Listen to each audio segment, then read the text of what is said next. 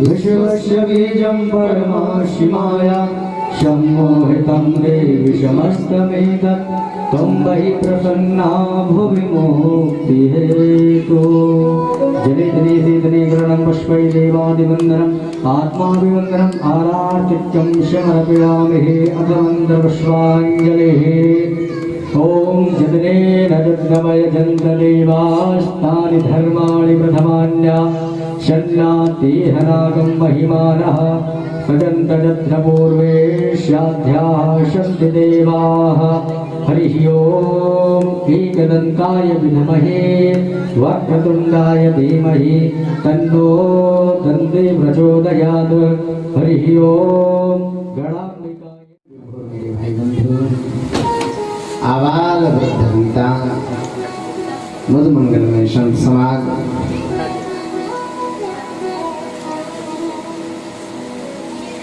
हमारे गंधर्व के भांति से शोभित हो रहे हमारे सभी संगीतज्ञ एवं हमारे सभी वेदज्ञ विद्वान विराजमान इस कथा के मुख्य श्रोता एवं मेजबान श्री छोटेलाल चौधरी जिन्होंने मां परम्बा से अनुरोध निवेदन करते हुए उनकी कृपा से इस नर्मदा पुराण का आयोजन कराया, जिसमें आज हम सभी षष्ठम दिवस की ओर प्रवेश करते हुए मां परम्बा को प्रणाम करें। प्रत्यक्ष अप्रत्यक्ष रूप से श्रवण कर रहे मेरे सभी श्रोता बंधु परिवार सभी के लिए श्री आशीष की ओर से जय श्री कृष्ण, जय श्री राम।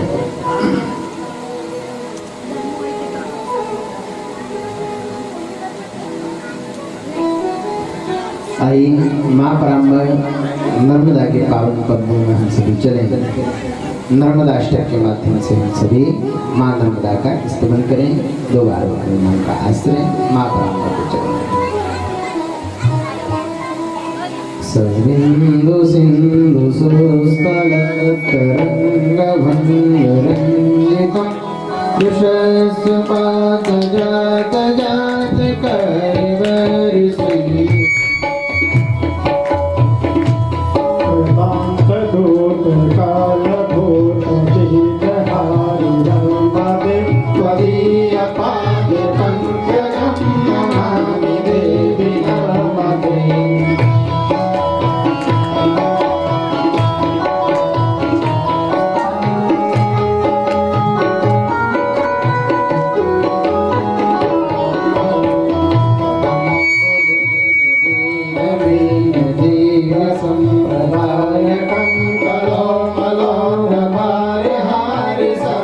तीर्थनायक सुमस्त दक्षिण चक्रभाग सर्वदे त्वदीय पाद पंकजं नमामि देवी नर्मदे।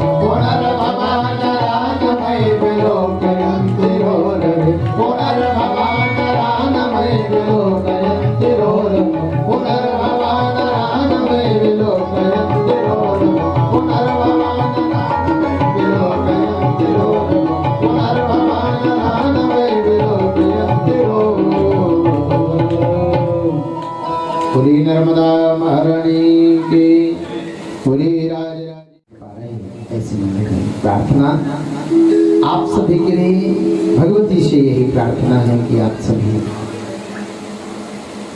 नित्य निरंतर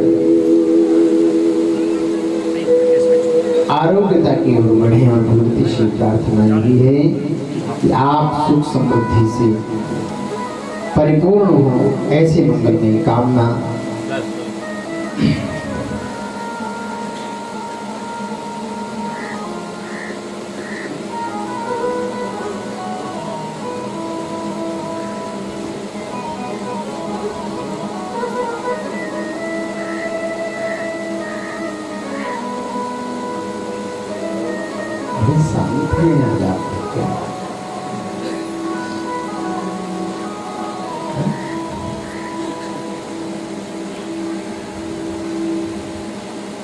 सोच रहे हो मैं कुछ बोल रहा हूँ भैया। जो हमारे बाहर से लोग आए हुए हैं उनके लिए जलपान भोजन की व्यवस्था रखें है ना। इस कथा में बड़े दूर से हमारे यजमान बंधु परिवार बेगमगंज बारों महाराज भेड़ ही लगा दिए। आज हमारे बेगमगंज के पास में ढाड़िया स्थान है, वहाँ से लोग आए हुए हैं हमारे भैया। प्रेम है, स्नेह है, इसलिए चले आए खिंचे हुए। और मां नर्मदा की इनके ऊपर विशेष कृपा है। भगवती से निवेदन होता है, भगवती कृपा कर देती है। यही मंगल में दर्शन भगवती कराती है।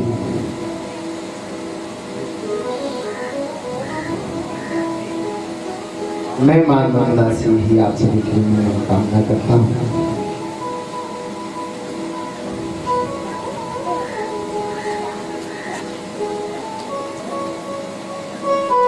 बोली नर्मदा मैया की जय।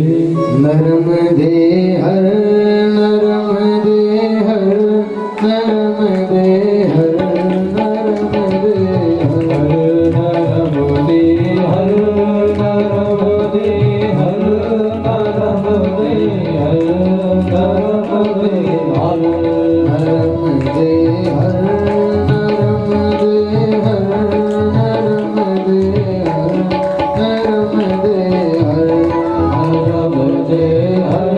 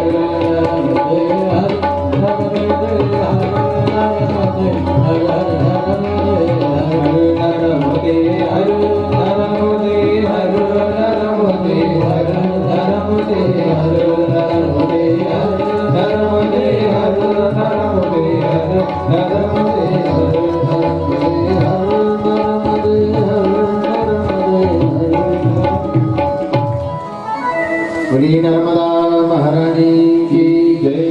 बोलिए नर्मदा महापुराणी की जय। श्री नर्मदा महापुराणी की जय। श्री नर्मदा मैया की जय। श्री गोपाल जी महाराज की जय। पार्वती पते हर हर महादेव।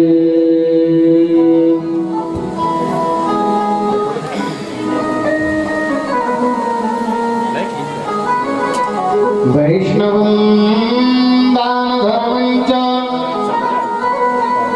कथ्यमानं निरोध मे विष्णुयोगं समभ्यस्य सर्वक्लेशापनुत्तये।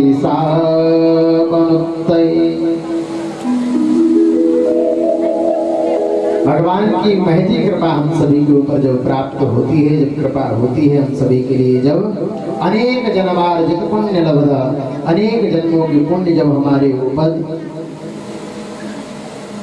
अनेक जन्मों की पुण्य हमारे पार्जित होते हुए हम सभी भगवती की कृपा से प्राप्त कर रहे हैं। सत्संग की विशेष महिमा है प्यारी। तो सत्संग से बड़ा कोई कर्म नहीं, सत्संग से बड़ा कोई धर्म नहीं है, सत्संग से बड़ा कोई, इससे बड़ा सत्संग हमें अनेक जन्मों के पुण्य जब होते हों तब जाकर के हमको प्राप्त होता है। ऐसे प्राप्त नहीं होता है। कहां कहां से हम लोग चले आते हैं मात्र इसलिए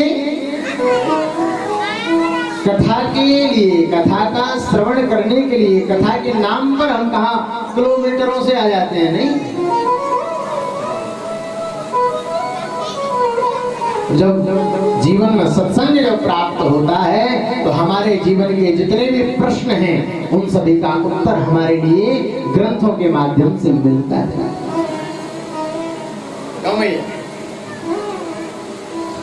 ग्रंथों के माध्यम से हमारे जीवन के सभी प्रश्नों के उत्तर हमको मिलते रहते हैं। ये नर्मदा पुराण की महिमा है। और नर्मदा पुराण की महिमा में निवेदन भी यही होता है कि महाराज सत्संग करें आप। सत्संग की महत्ता तो इतनी है महाराज के कल हमने दर्शन किया था। आपस्तंभ ऋषि का सत्संग ही तो था जो कि नर्मदा के जल में विराजमान होकर के, गर्भगत होकर के ही वह जाप कर रहे थे, अनुष्ठान कर रहे थे।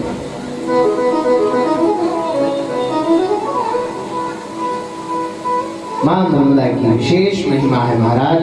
मां नर्मदा की विशेष कृपा है आप सभी के ऊपर, हम सभी के लिए। भगवती मां नर्मदा हम सभी पर ऐसी ही कृपा करती रहे। कहा भी गया है महाराज, शैवानां वैष्णवानां च सहस्रं भोजयेतु यः गर्भिणी धेनु सम्मिश्रं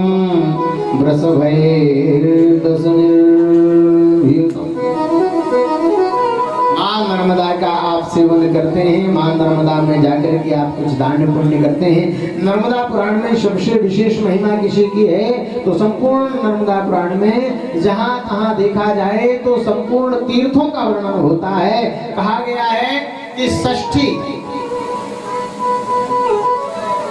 60 करोड़ 60,000 तीर्थ हैं नर्मदा के तट पर। कितने? 60 करोड़ 60,000। एक एक तीर्थ का वर्णन हुआ है, एक एक तीर्थ का निवेदन हुआ है, एक एक तीर्थ के बारे में हम सभी कथाओं का श्रवण करते हैं महाराज। परम भागवत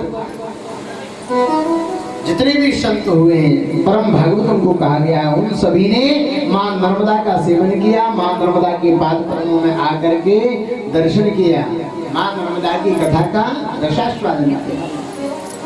कहा गया महाराज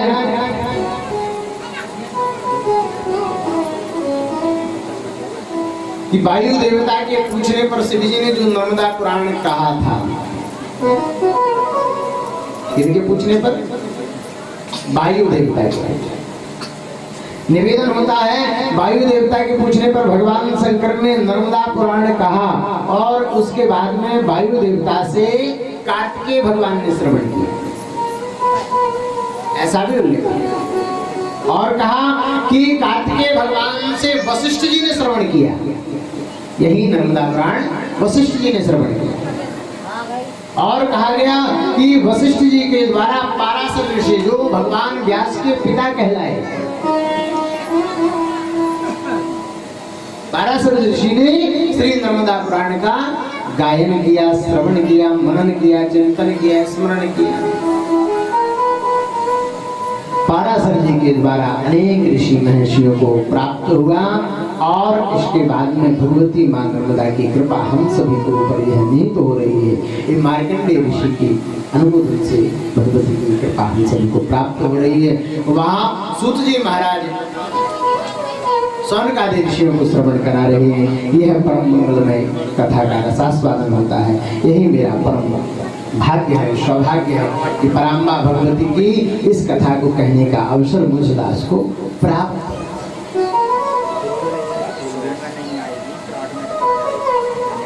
कथा श्रवण के नियम मैंने प्रथम दिन बताए थे। प्राय मैं सोचता हूँ कि आप सभी को यह जानकारी होगी भी, लेकिन अब ऐसा लगता है कि थोड़ा आपको पुनः बताना पड़ेगा। निरंतर मेरा निवेदन रहता है कथा श्रवण करनी चाहिए, तो कथा श्रवण करने के नियम होते हैं कि व्यसन को छोड़ करके कथा को श्रवण करनी चाहिए। सभी व्यसनों को त्याग करके आप कथा का श्रवण करते हैं, तब कथा का फल अधिक होता है।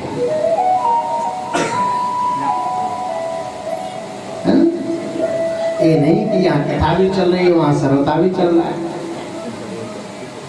सर्वता कई प्रकार के होते हैं, नहीं मैंने प्रथम बताया। मां नर्मदा से प्रार्थना करें महाराज कि भगवान की कृपा इस प्रकार हम सभी को प्राप्त होती रहे। और इसमें एक निवेदन आया है कि आप जब परिक्रमा में आते हैं, हम सभी परिक्रमा करते हैं, परिक्रमा 1 नहीं 10 लगा लो। जीवन में भ्रमण आपका नहीं रुका। भ्रमण का मतलब हुआ, मेरा भाव ये कहता है कि आप अपने मन को स्थिर नहीं कर पाए, तो जीवन में आप घूमते रहिए, आपको शांति कहीं नहीं मिलेगी। आप हमेशा जीवन में यही लगे रहे, जहां गए जहां बैठे वहीं कार छाट चालू कर दी, तो उससे आपकी परिक्रमा सफल नहीं है। उससे आपने जो पुण्य कमाया हुआ था वो आपने अर्जित कर लिया। अब पुनः आप उसको जहां आप बैठ रहे हैं वहां काट पीट करके अपने बातों को रख करके अपने अभिमान के अहंकार में बैठ करके अपने